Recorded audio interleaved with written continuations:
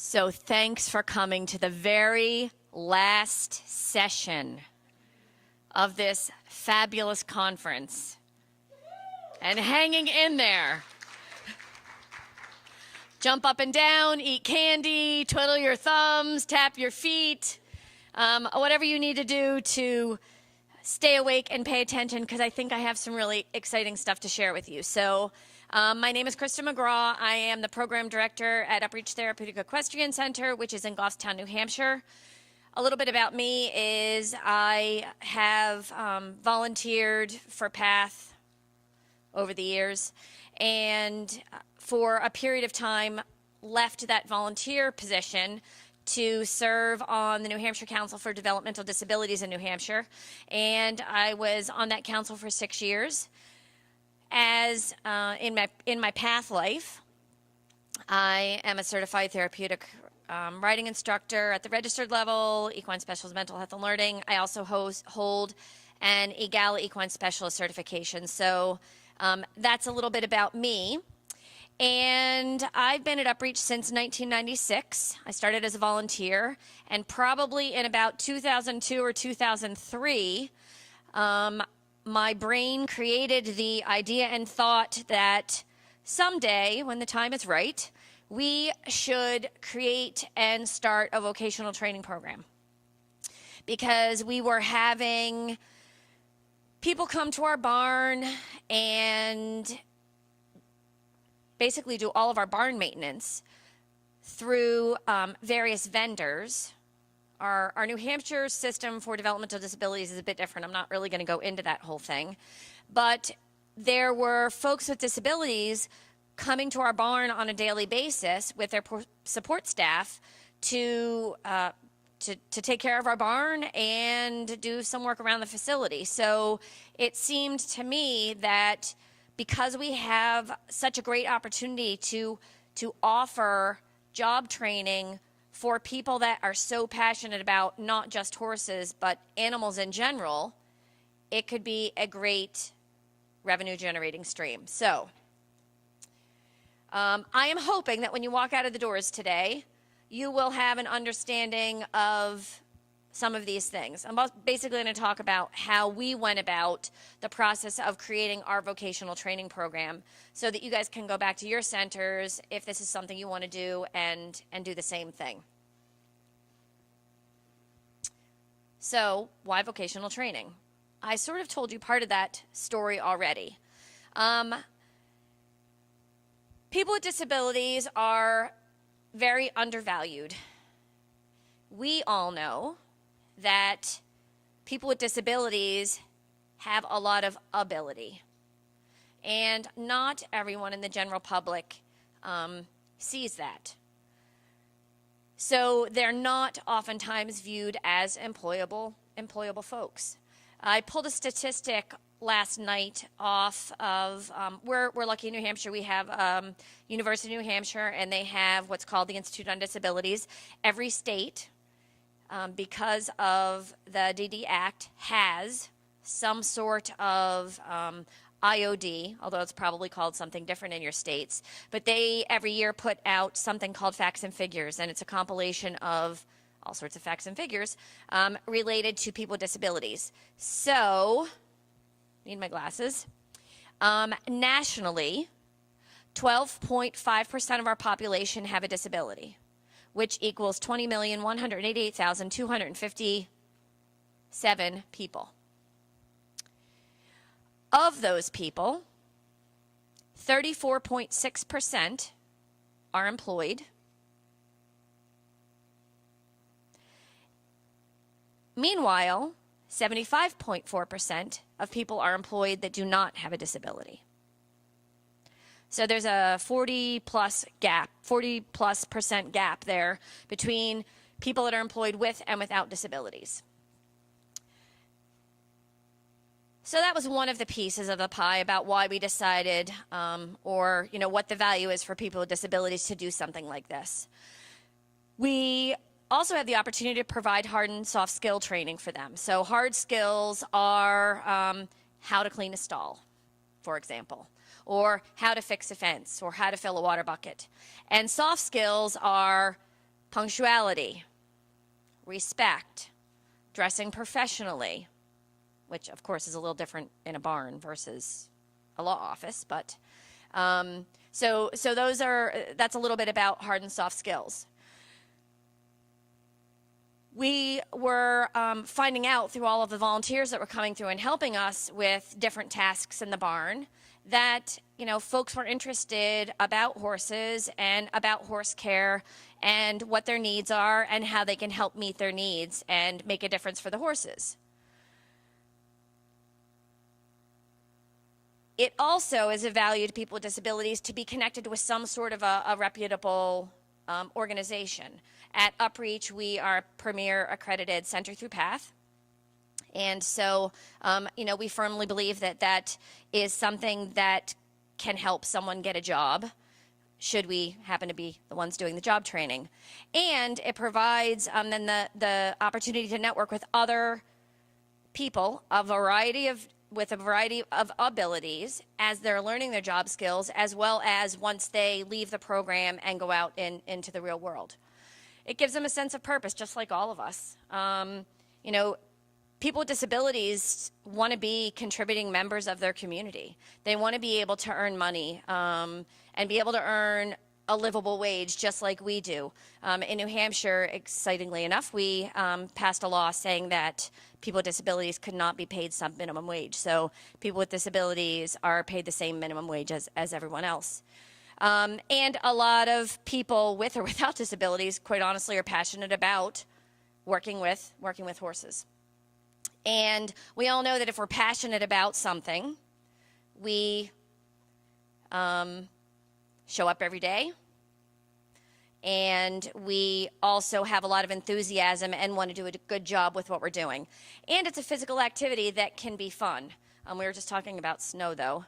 And I'll say that our vocational training program students know that whether there's snow, rain, sleet, or hail, the horses still need to be cared for.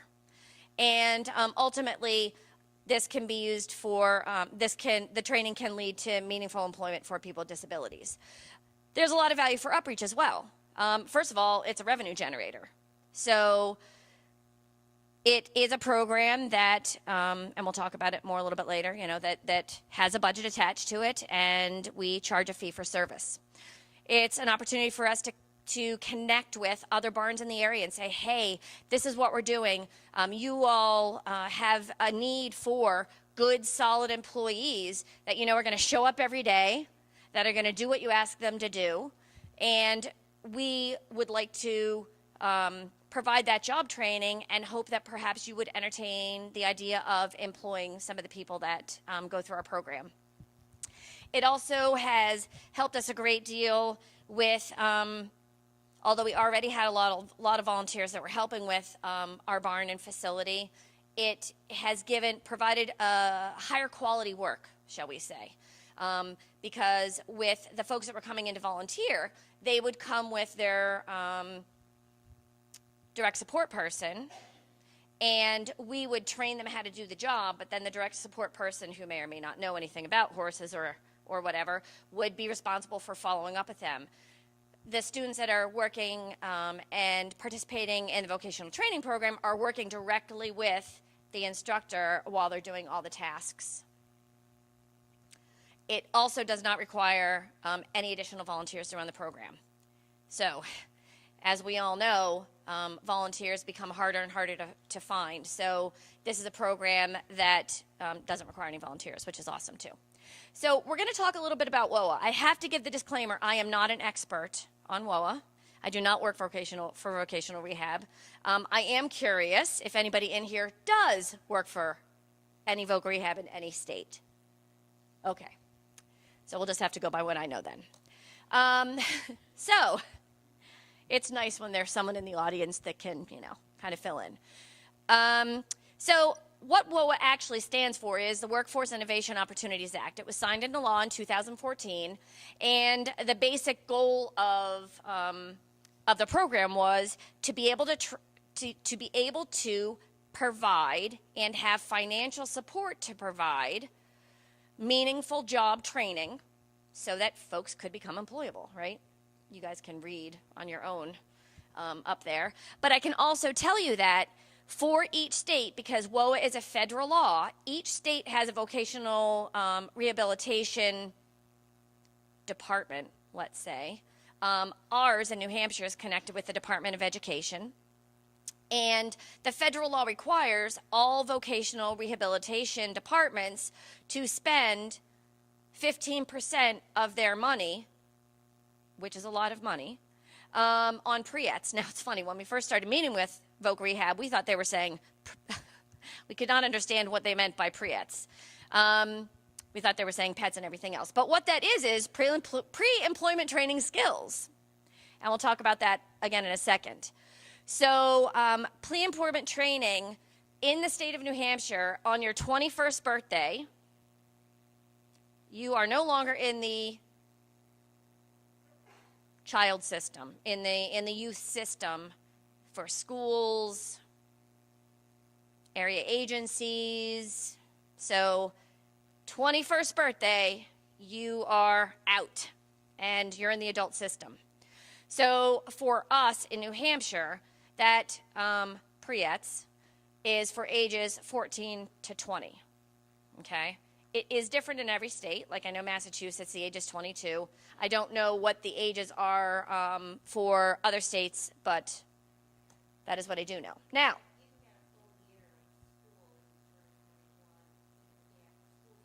not in New Hampshire, you can't.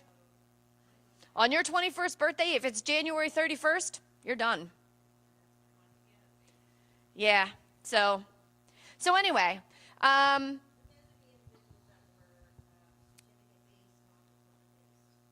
so no, everybody. So in New Hampshire, you can walk with your class at age 18 to graduate and stay in school until you're 20, but on your 21st birthday, you're done. Sometimes, and sometimes not. It varies. So anyway, pre-ETs are the same regardless of what state you live. So these are the 5 different categories for pre-ETs.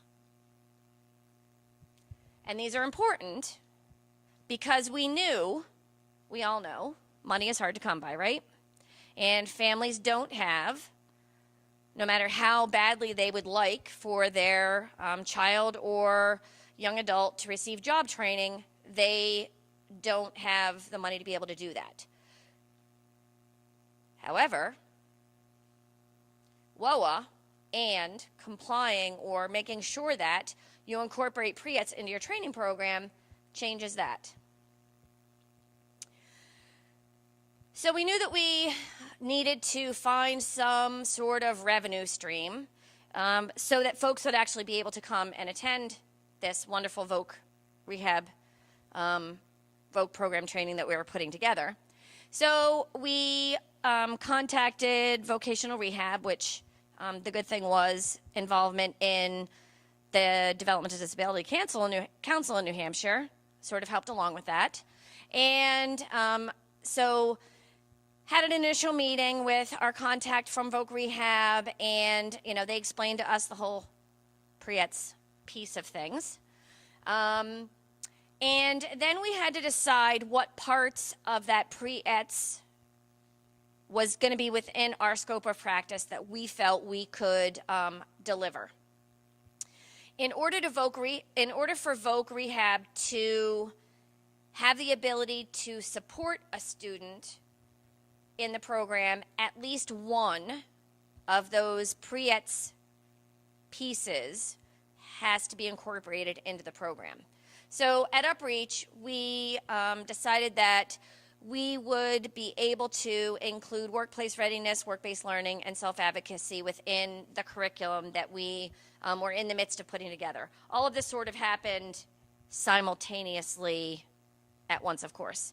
And then we had to submit a proposal to Voc Rehab that outlined what our program was going to look like. So syllabus, what our pre-ETs included, what that looked like, how it was going to all pan out. And then once we got the blessing from Voc Rehab, What they did was they put together a guidance letter that would be sent out to all of their voc rehab counselors so that they were educated, although I use that term really loosely, about what the program was and what was available to their customers from the job training standpoint.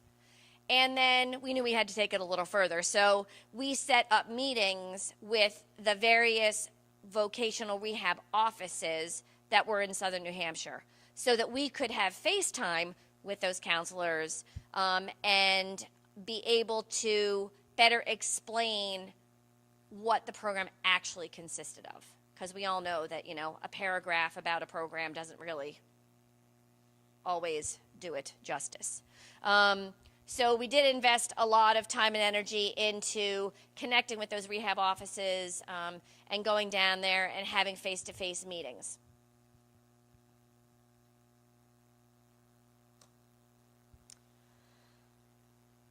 There were a lot of other bits and pieces of it, though. So basically what you see before you is what a project plan consists of. So we, of course, we go to voc rehab initially. I have to backtrack a little bit. And they say to us, so are there actually jobs available? Just because you offer a job training program, that won't do the students any good if they can't finish up the program and get a job. So we had to spend a lot of time doing research on what job opportunities were out there and what the components of the job were. So,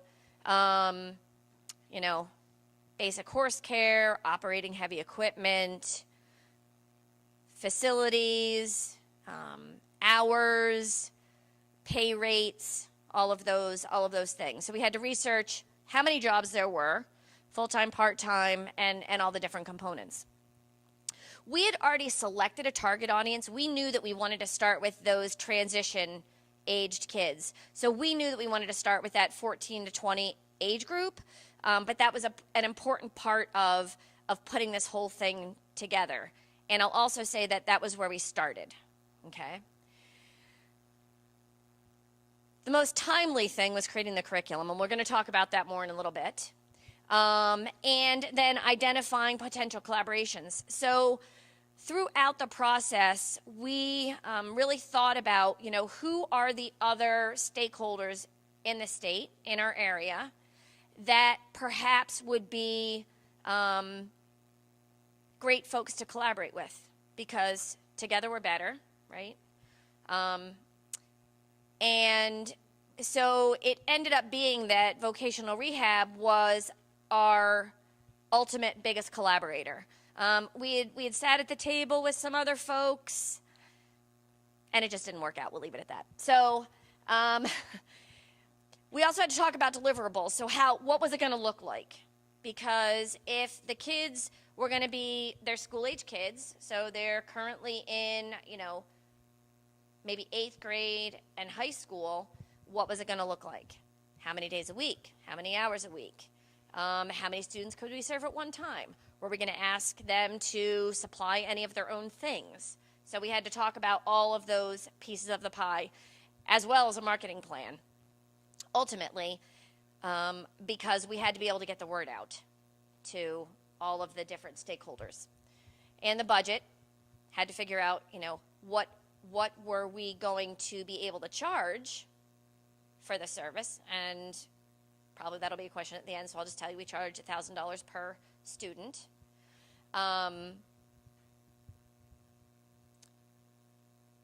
And so the budget was an important piece. And then once we finished the budget, we had to go back to voc rehab and say, okay, so, this is what our budget looks like. Is that something that in reality voc rehab can help their customers with? And the answer was yes. The biggest job still is educating community members, schools, area agencies, other vendors, so people who provide services to people with disabilities. And then cross-training staff, of course, because, although Allison is the lead instructor in the vocational training program, She's a very healthy young lady and has never called out a day sick in her life. But what if she, for some reason, can't be there, or I need her to do something different? There has to be somebody else that can also teach the program. And then execute a pilot, which I'm pleased to say we have done. And then you always have to go back to the table and reevaluate. So Allison was like, well, how in the world am I going to create a curriculum? I don't even know where to start. That's where she started. Sticky notes. So we sat down and talked about, what's the list of hard skills someone needs to be able to leave here with to get a job at a barn. Remembering, though, that throughout this whole process, there may be someone who ultimately says, horses are a lot of work. I don't think I actually want to get a job with horses, but maybe I do want to get a job at Petco or a dog kennel or a groomer or another animal-related, start my own pet walking business, okay? Cleaning a horse stall is different than a guinea pig cage. However, it's still a hard skill, right? So we had to think about what are the different categories, for lack of better, that we need to make sure we are teaching people. So that's the little white piece of the paper. And then the different hard skills are the little sticky pads. And she spent weeks moving everything around and putting them up there and creating the grand scheme. And then what competencies do people need to have to be able to actually go and get a job? So what we ended up with, and hopefully I'm not jumping the gun, but we ended up with determining that we wanted to run with school semesters. So the program ended up being 20 weeks long, and the students come twice a week for 2 hours. So we decided we would have a Monday, Wednesday cohort. So the same kids would come Monday and Wednesday from 9:30 to 11:30. And we would have a Tuesday, Thursday cohort.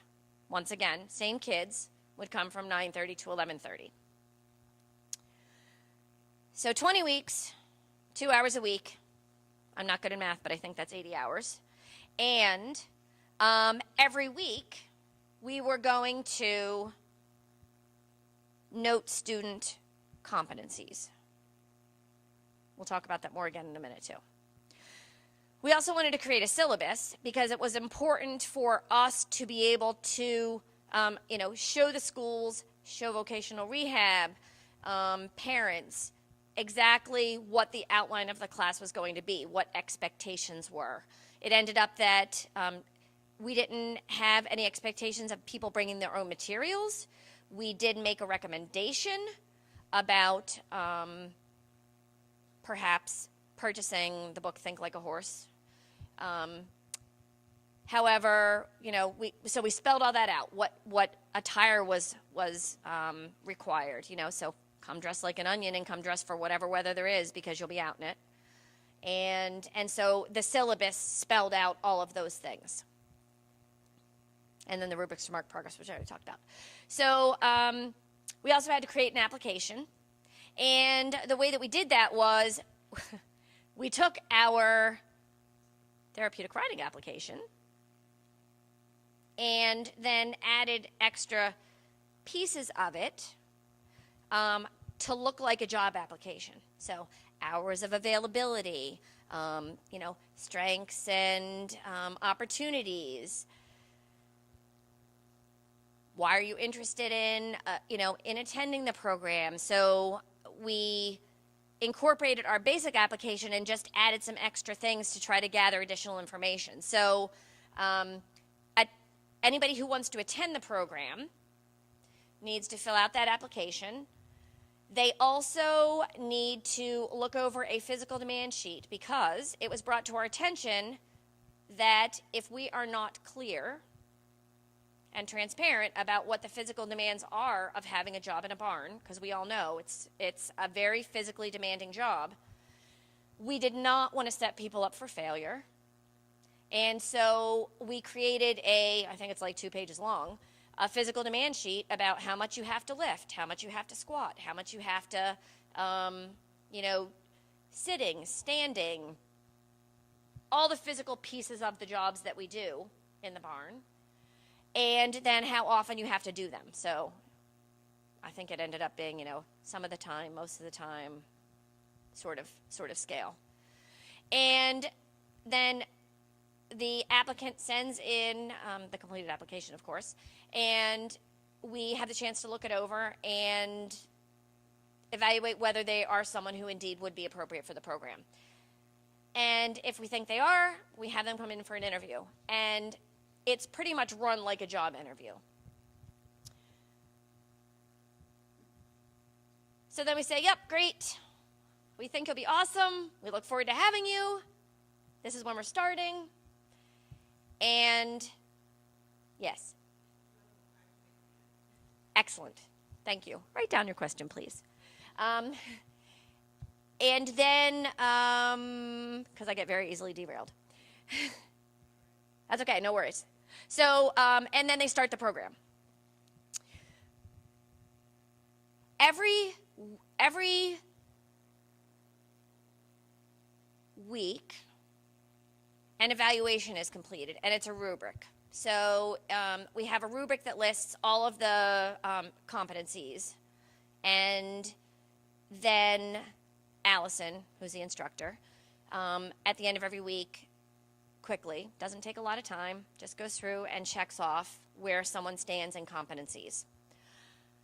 Once a month, she completes a grand poopah evaluation and then sends that to whoever she's supposed to send it to. So in most cases, it's the school and the parent, just so that they can see the progress that the student's making. And then at the end of the whole program, at the end of the 20 weeks, she also completes, so she spends the last couple of weeks.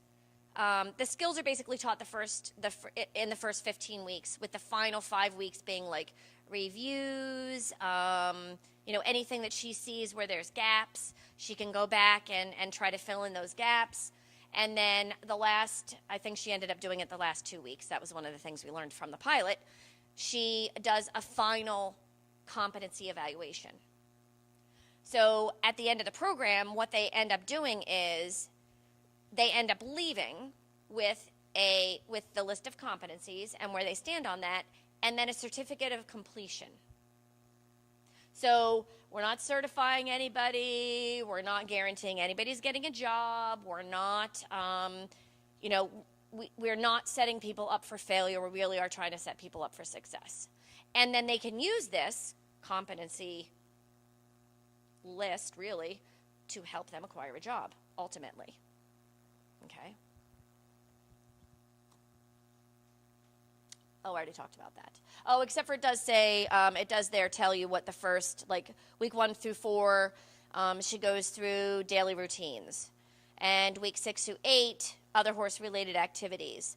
9 through 10, facility maintenance. So, she takes them out, and they actually saw a board, and we always have plenty of fence repairs. Never a problem. So they actually do fence repairs or some other sort of facility maintenance things that need to get done. And then weeks 11 through 14, they work on emergency care.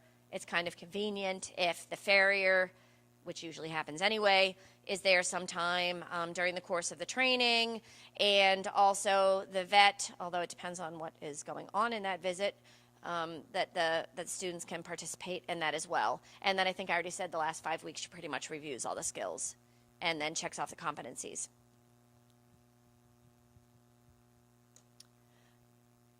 We'll go back for a minute. Now,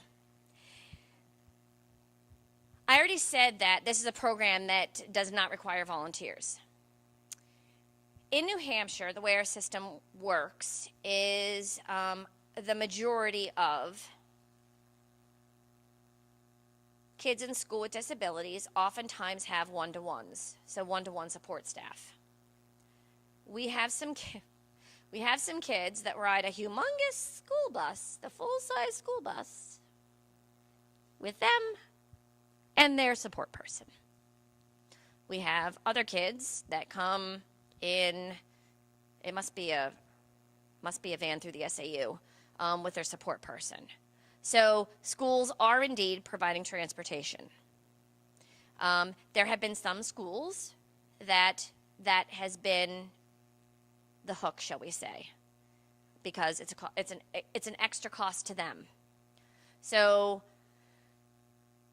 when we get to our challenges again, you'll see that is one of the challenges that we have come across. So what do we do with these DSPs while they're at the school, or paras, whatever you want to consider them to be, or while they're at Upreach, not the school?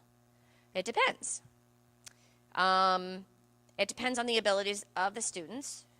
So sometimes we need to start off having the para kind of come along.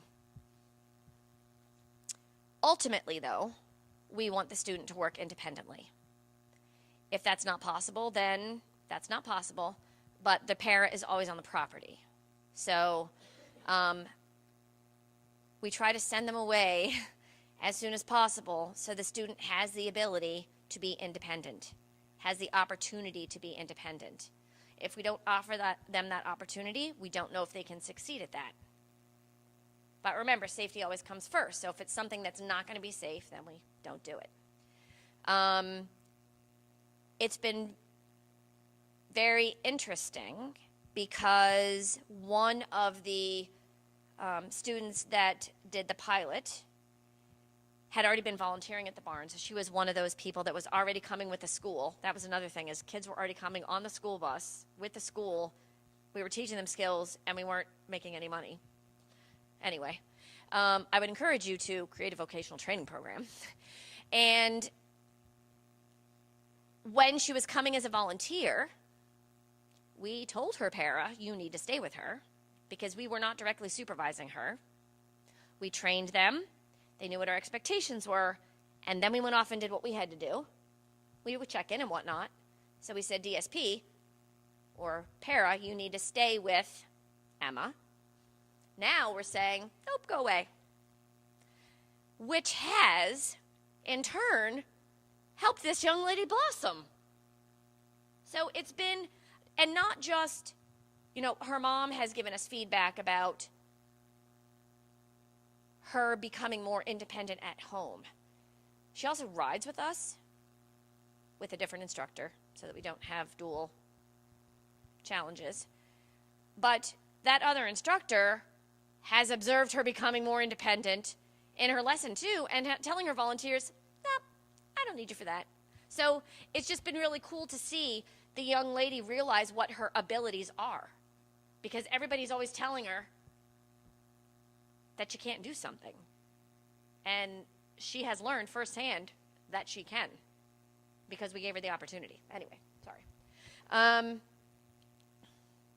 We have, of course, as with anything, come across a few challenges. So we said, 20 weeks, 2 hours a week, which is 80 hours. And we wrote that in our syllabus. It's not actually possible, because we're doing the pilot and they come along and say, oh, well, we have midterms. Okay, well, that was never even a thought in our mind when we were putting this whole thing together. So we have just had to reframe how we word it, so that we are not, once again, we want to be clear and transparent. And I, to be quite honest, don't remember how we reframed it, but we took out the 80-hour piece because it doesn't end up being 80 hours between school vacations and midterms and finals, and we can't make up those days. Oh, I already talked about how we address the one-to-one. By the way, that's Buddy the horse. He's our horse body part guy in our conference room. Educating the community has been quite challenging because it has taken, for marketing, we've created flyers, we have written articles, we've put stuff at the Parent Information Center, which goes out to, thousands of people with disabilities in New Hampshire. So we've done things like that, but it's really the FaceTime, quite honestly, that has done the best job at educating folks what the program really looks like and is about. Part of it is we're so enthusiastic and excited about the program and can field those questions. So Allison really has spent a great deal of time going out and investing that time on the front end to educate all the stakeholders about what the value of it is. But that is a challenge because it takes a lot of time to do that. A lot of phone calls, a lot of emails, a lot of follow-up, and things along those lines. Transportation, while Voc Rehab will pay the $1,000 cost if someone is a Voc Rehab customer, that doesn't cover the transportation. So then the parents have to go to bat at the school so that the school will provide transportation. So the transportation piece has been a bit of a sticking point for some parents and students because the schools are unwilling to provide transportation. Or the parents are still working on it. And that ties into the funding piece. So if you're already a Voc Rehab customer, or if you become a Voc Rehab customer, then they will help cover or they will cover the cost of the program. If you're not a Voc Rehab customer, then some parents go to the school. Some parents pay for it out of pocket. So it varies from situation to situation. We just piloted the program for the first time last January. So it ran January 20th through, we get out of school late in New Hampshire, June, the end of June. And we piloted it with 2 students. Those parents and students and schools asked if the students could do the program again. So those 2 students started again in September, and they will go through till the end of June. We also, remember I said we started the program for transitional kids, knowing, though, that we wanted to also run a program for adults. So faster than we had originally planned, we started an adult cohort in September as well. And that was our test, shall we say, with Voc Rehab, because the first 2 students were not paid for through Voc Rehab. They were paid for by parent/school. One was school, one was parent. However, the adult was paid for through vocational rehab. So she blazed a trail for us, and I thank her all the time for doing that, because somebody had to be the first, and it was a great mother-daughter team to be the first. So we're super excited now, because although there was only 1 adult in that first cohort, it gave us a chance to pilot it with adults, see if it did look any different. But the program really has no limit, because the program could be run for veterans, job training. It could be 10 weeks instead of 20 weeks. So the program that we wrote, we have enough confidence in that we can use the same curriculum, but shorten it based on abilities. Does that make sense? So there will probably come a time, maybe in a year or so, that we run 4 cohorts at a more accelerated pace. So it's been a really exciting opportunity, not only for UpReach, but I also believe for the community and the students that we're serving. So how did I do for time? Plenty of time for questions. Let me see if there was. Nope. So in a nutshell, that is the vocational training program that we have put together. I am curious if how many people in this room already have a vocational training program? Okay. Kinda? We have an equine facilitated learning class that's based on focusing on job skills with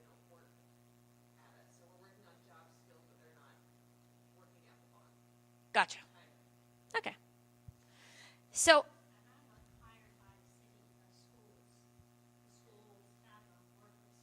yep.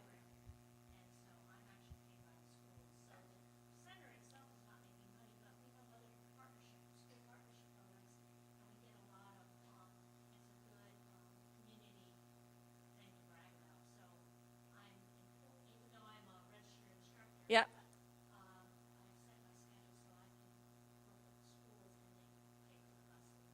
Oh, that's pretty cool.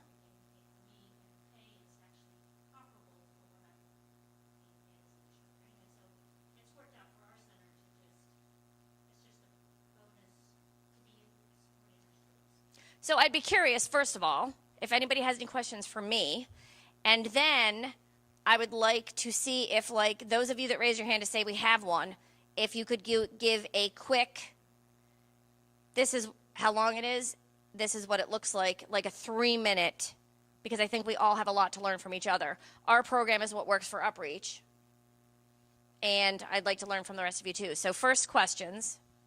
So, if I understand correctly, well, let me ask you, would you take a student into the program that could not read and write? Yes. Because we would know that, I'm sorry? Oh, yes, sorry. Would we take a student into the program that could not read or write? My answer was yes, because that happens all the time, and it has been happening even with those folks that volunteer. So on our application, we ask the question so that we know.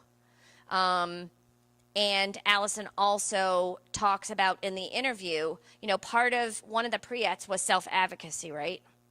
So we work on teaching the kids how to advocate for themselves. And part of that is asking if they need help. So if there is, let's say they're mixing grain. That's the skill of the day. And they're not able to read the grain chart themselves. Allison works on having them ask. She would not jump right in there and say, oh, let me help you read that. She would, because they've already had this discussion in a sensitive fashion that I know you can't, I understand that you can't read, so you'll need to ask me for help when you need it. So hoping that, with the goal that the student would ask, Allison, could you read this for me while they mix?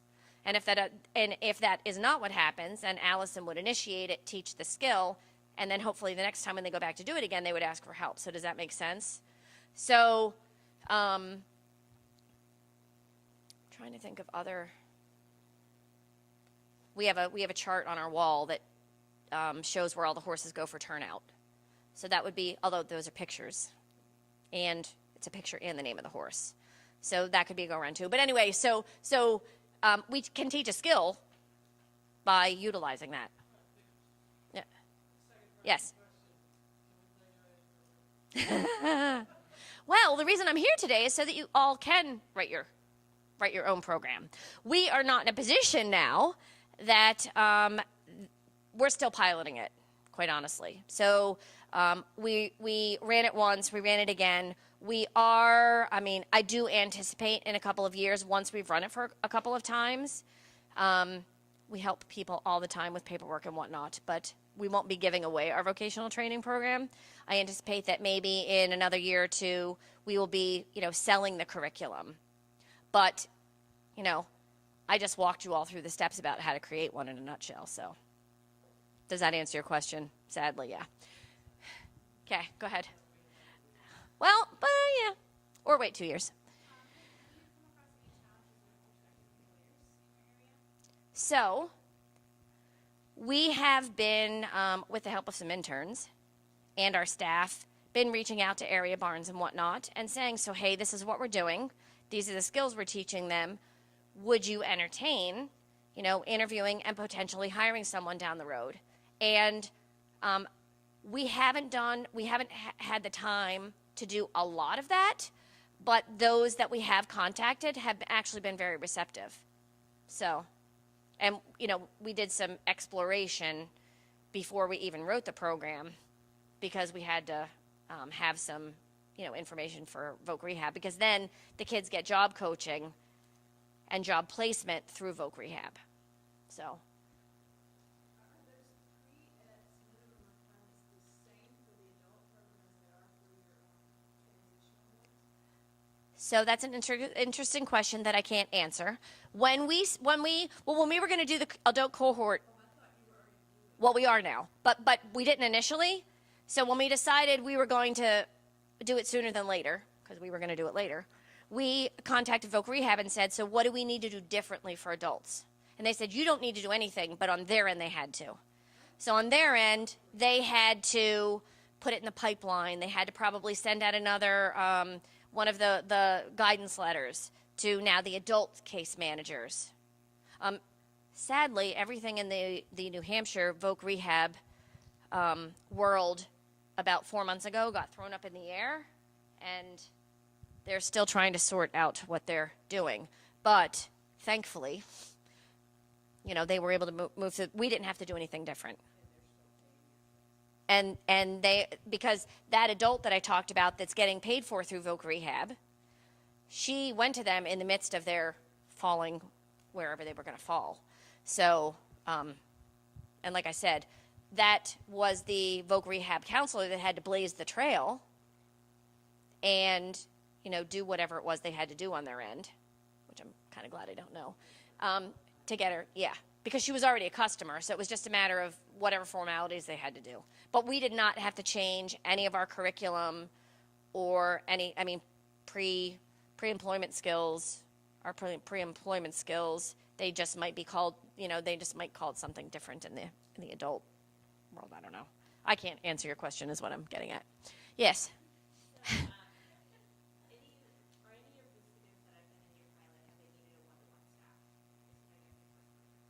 No. Well, they started off with one. So the first few weeks they came, their para was present, not helping them, but there if they needed assistance. And then once the students were working very independently and, were comfortable, and Allison was comfortable that there were no safety issues or anything like that, she sent them to the room.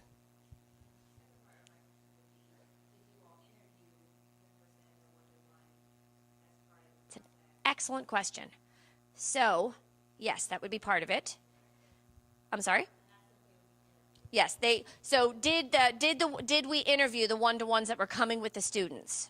And the answer is yes, because we need to be clear with what our expectations are for them as well. So it's important that we have very clear communication with them, with the parents, and with the students. So that is an important component in the whole thing. And of course, a lot of it depends on, who the paraprofessional is and all of those other things, but yes. Questions?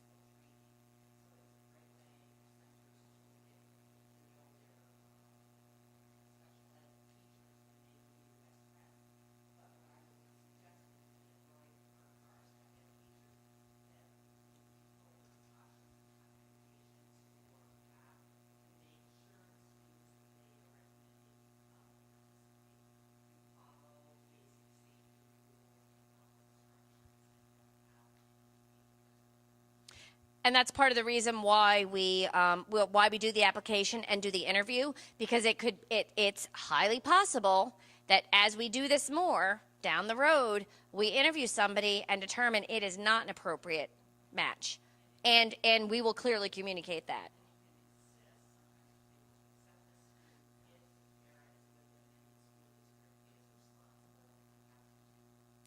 Probably in that case, it's not somebody who's suitable for our vocational training program, ours, not speaking for anyone else. So, Polly.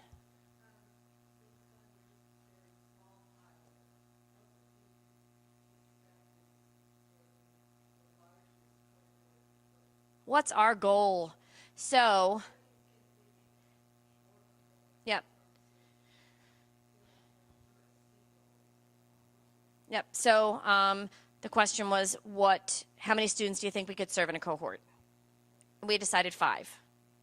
So 5 was a number that we decided that we were comfortable with.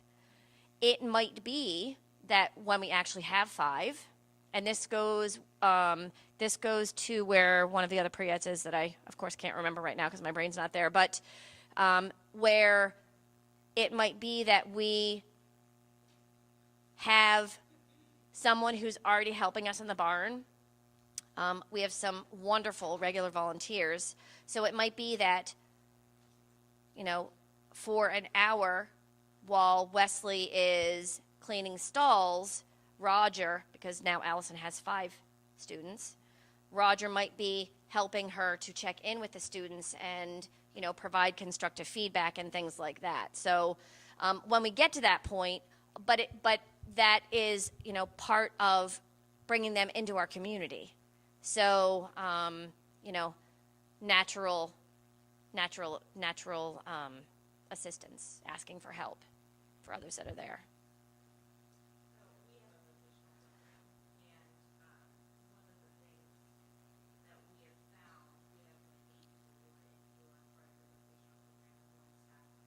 Yep.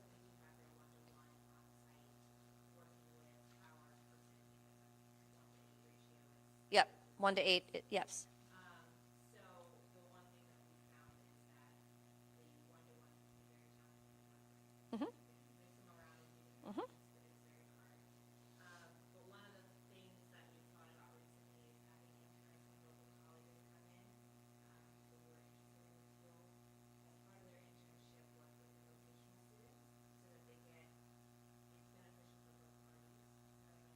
So having interns assist with the vocational training program, which looks different than having to recruit volunteers to do something like that.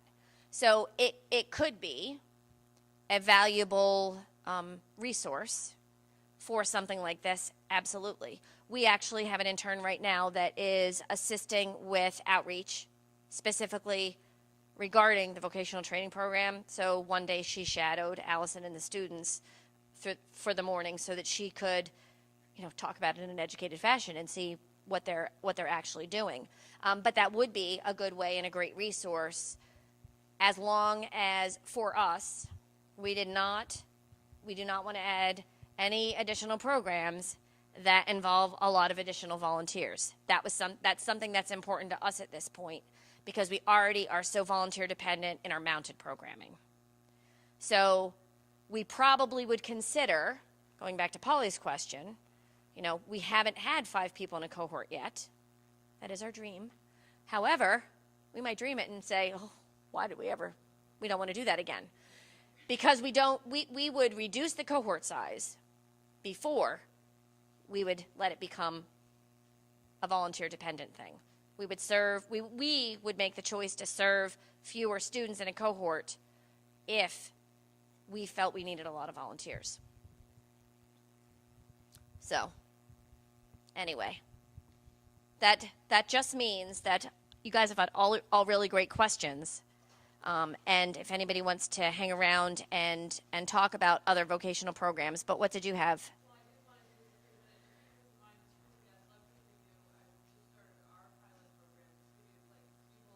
Yep, go ahead. Yep. Basically, this program came out of a need for those, we already had those volunteers coming from break. Right. So we partnered with the North Shore Education Support Center, groups that came before, and we had a girl that wanted to keep coming. So we created this program. They partnered with us and created this certificate program. And ours is 13 weeks. It's going to be. We haven't done any. Yep. 13 weeks. And they were so on board with it. They said, funding is no problem. I haven't asked.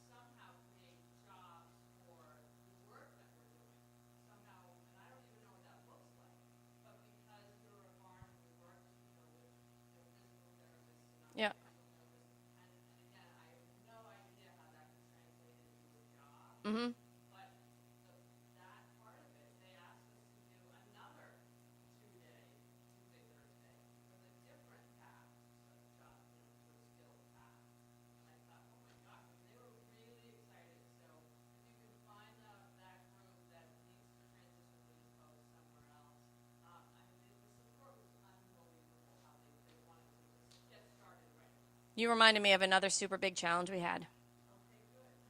I have to add it to my PowerPoint. So remember that all those people that I told you come and volunteer their time to clean our barn? Well, now what do we do with them?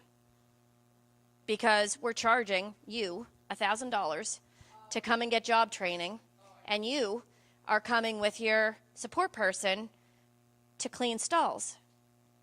However, you're in the same, you're organically benefiting from the program. It was a very big staff debate. Yeah, these groups, my groups are the after, they're out, it's 22-year-olds. These are my groups, so there's just clearly defined. Well, that's what we decided we had to do because we had this big debate. Well, what am I going to do now? Because you're coming, you're paying, you're not. So, do you want to know what we did? We decided we had to make a clear line because, so we are not adding any new people to volunteer in the barn during the hours of our Voc Rehab program, Voc training program.